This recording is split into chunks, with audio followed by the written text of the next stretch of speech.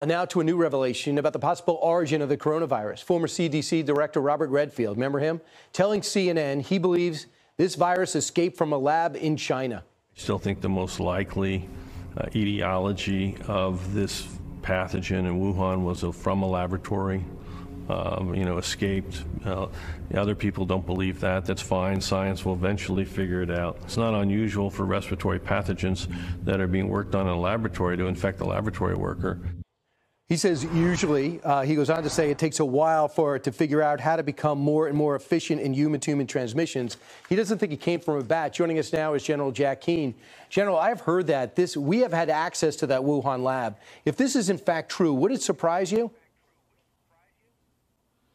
No, not whatsoever. I mean, we have had the Trump administration for some time, and particularly Secretary Pompeo, conveying to the American public that the circumstantial evidence is overwhelming, that likely the originator of the so-called coronavirus originated in a Wuhan laboratory. And the Wuhan laboratory is one of 75, but we know that what takes place in that laboratory is also the development of biotechnical weapons and also the potential from animal to human transfer of viruses.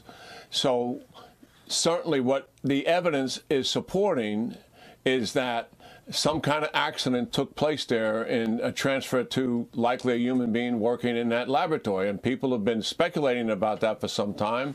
Right. And now we have someone in the scientific community who has also seen this evidence, who has come to the same conclusion.